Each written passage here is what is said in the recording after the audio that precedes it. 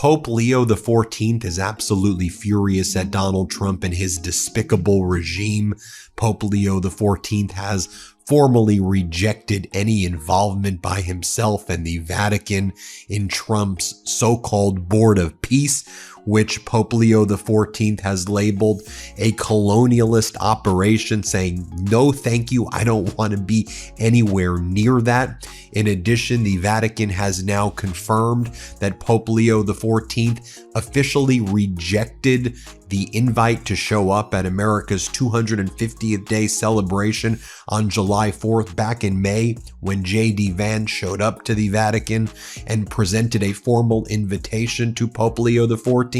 He rejected it to J.D. Vance's face, and this past week the Vatican leaked out that Pope Leo XIV said, absolutely no way, I'm not going. He put the invitation, aside and just said, I'm not going to be doing that. In fact, this week we learned what Pope Leo XIV is doing. Hat tip to Christopher Hale, who does a great job on his Substack and elsewhere reporting on the Vatican and what's happening in the Catholic Church, and especially as it asserts itself against Donald Trump and its regime.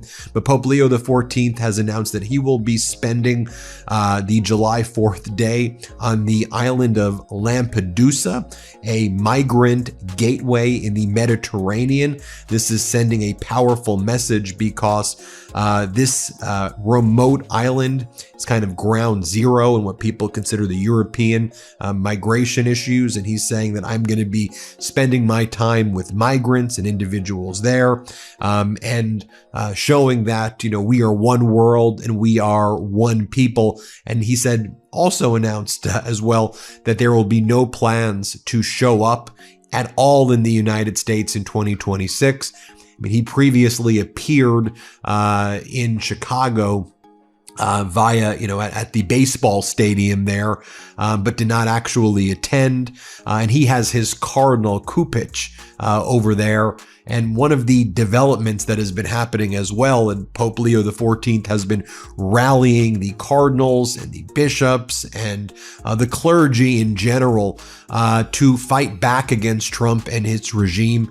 Remember, Donald Trump they were planning on banning Ash Wednesday services. They have tried to ban religious rites or any type of religious services at the detention centers.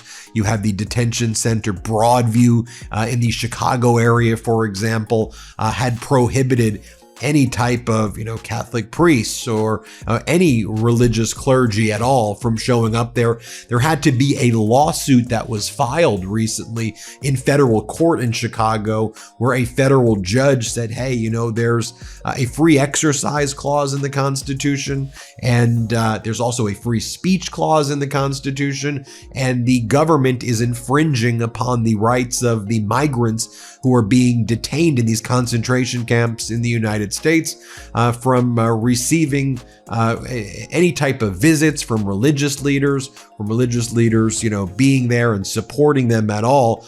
And an emergency order was made to allow on Ash Wednesday for there to be ceremonies outside of the Broadview facility. And at first, it seemed like the Trump regime was not going to follow the court orders, but then ultimately the court orders were followed. And here's how it's being reported by Christopher Hale.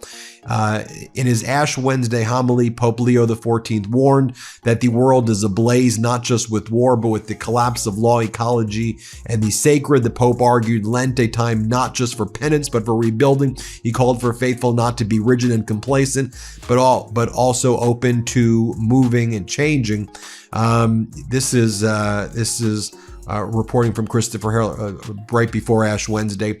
It appeared there's a chance that the Trump-Vance White House was going to defy a federal court order to allow Pope Leo's top ally, Chicago Cardinal Kupich, and Catholic clergy to enter the Chicago area ICE facility for Ash Wednesday Mass. This would be a historic confrontation between the American government and the Catholic Church. And again, this also comes on a week where we learned from the Epstein files how Steve Bannon was working with Jeffrey Epstein in order to try to take down Pope Francis And we know that Steve Bannon was also trying to take down Pope Leo XIV. We've seen him on Piers Morgan and other shows when he was Cardinal Prevost. Before he became the Pope, you had Bannon and Bannon's crew also trying to take down Pope Leo XIV before he became Pope Leo XIV. I want to go through some receipts with you right here as well. So first I want to show you over here earlier this past week where Caroline Leavitt accused Pope Leo XIV of being a, quote, partisan, political, and controversial individual because Pope Leo XIV, through his spokespeople, said that the Vatican, the Pope, will not join the Board of Peace. They called it a pay-to-play colonialist operation. Here's what Caroline Leavitt had to say. Let's play this clip right here. The Vatican announced earlier today that they would not be joining the Board of Peace initiatives over concerns that it could potentially compete with the United Nations over handling crisis conflicts. What's the White House's response to that? Yeah, look, we saw that. I think it's deeply unfortunate. I don't think that peace should be partisan or political or controversial. And of course, the administration wants all those who were invited to join the Board of Peace to join. Because again, the Board of Peace is overseeing the reconstruction of a territory that has been plagued with violence, with bloodshed, with poverty for far too long. And this president has a very bold and ambitious plan and vision to rebuild and reconstruct Gaza, which is well underway because of the Board of Peace. This is a legitimate organization